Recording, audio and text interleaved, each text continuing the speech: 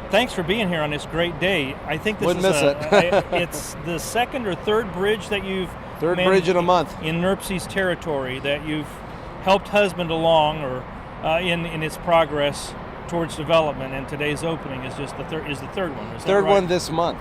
Third one this month. In Hammond.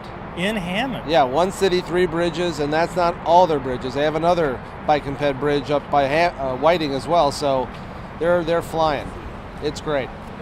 And so this is a win-win for connectivity. It's connecting two towns, Hammond and Munster, this Yep. bridge does. Yep. And the other bridges connected? Yeah, the other bridges are specific to trails. The Monon, the one we're on now. Yes. They have one over a busy roadway, 165th Avenue in Hammond. The Erie Lackawanna, to the east of here, there's a bridge there that goes over 2 roads, Columbia and 167th. So a very important separated connection in that community, in that vicinity. They've been having some accidents over there. Do you think that the future of transportation development lies along or includes the development and the continued development of these bike-fed trails, which will provide lower cost access to jobs and to recreation, and as well as shopping facilities for the general public?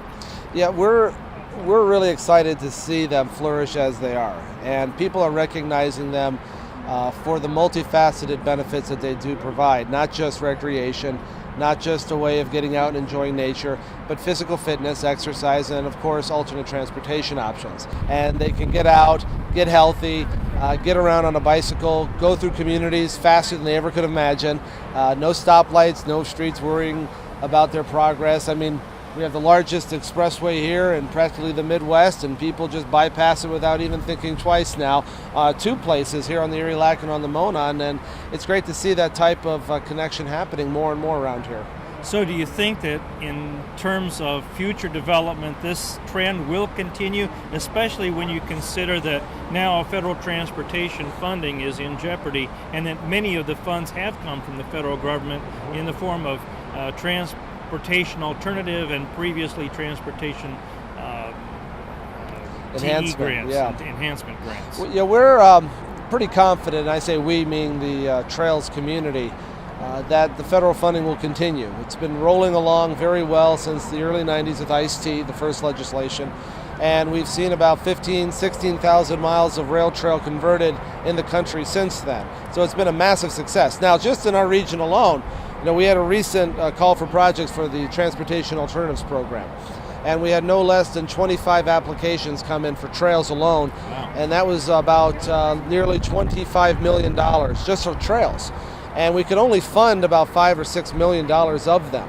So the demand in this region is huge, and it's huge because we have so many miles on the ground. People see them, the communities love them, they get used, and of course that's the snowball effect. As you know, it's like important to get them down, and then people love them and they want more of them. This is a perfect example around here.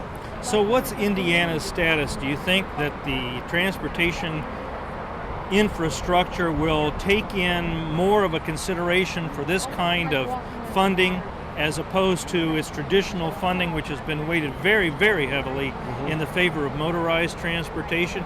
Do you see a sea change coming in terms of Indiana's, proclivity, or let's say policy in terms of development of these alternative transportation modalities? I think everyone in the state who works on trails would hope that's the case.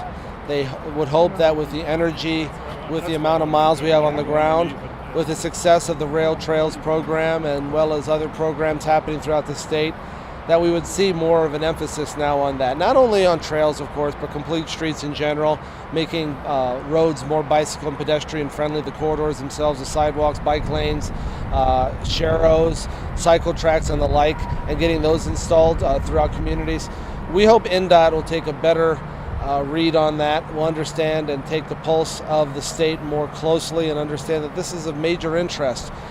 Getting people out and stop getting them locked into just one form of transportation alone. I mean, as you well know, the more cars we put on our roads, the more maintenance we're going to have to afford to those roadways. And of course, you build more roadways, that's a given. And then you're expanding the maintenance budget that way. But trails are pennies compared to the money you have to spend on the highway system around here. And we hope that sea change does come about.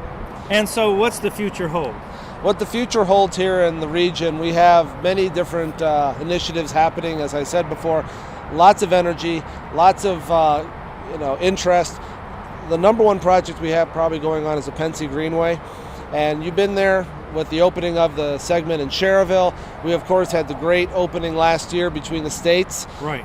Illinois and Indiana over there in Lansing. Now the town of Cherville was able to receive enough funding to finish their last 2 phases of the trail between their community and Munster. So that'll be about 3 miles. That'll make that connection happen, and that's something that's well overdue, and people are clamoring to see that done. And so that's going to be happening.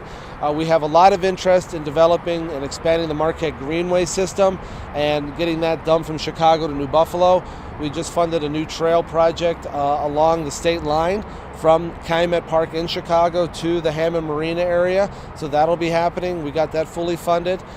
We have interest in the Marquette Greenway in the city of East Chicago.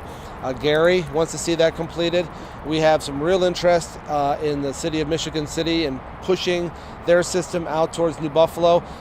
If you don't know much about New Buffalo, it's a huge tourist attraction. They call it Harbor Country. They get a lot of people up there, and a lot of people are clamoring to get their bikes up there. And so we're going to hopefully open that door, so to speak, to Harbor Country shortly. And then we have the Dunes Kankakee system that's continuing to sprout from the dunes all the way to the Kankakee River in central Porter County. We have great interest in the town of Chesterton. They just finished a study on routes through their community. The city of Valparaiso is looking to build a bridge over US 30 to accommodate the Dunes Kankakee traffic locally from Valparaiso University over to the balance of the community. And then we have systems that we're trying to build between Chesterton and Valpo. And then beyond that, we're trying to look and continue to build existing systems. We have some ideas on the American Discovery Trail. We have a group of people that want to build it along the Kankakee River and reroute it along the Kankakee River, which would be a very historic location for the trail itself, and to make that come about. So we're working with people on the Kankakee River and interest in Jasper County to the south to see that happen. And beyond that, we're just trying to work on continuing to make everyone's home their trailhead, so to speak, and trying to work on the interior networks and communities, the bike routes, to make streets safer and to make people, make their access a lot easier to their community to do the basic necessities of life. Well, I really congratulate you on all the successes that you've had and the improvements you've made in the lives of Hoosiers, especially in Northwest Indiana. It's a pleasure. Thanks, Mario. You're welcome. Take care. You too.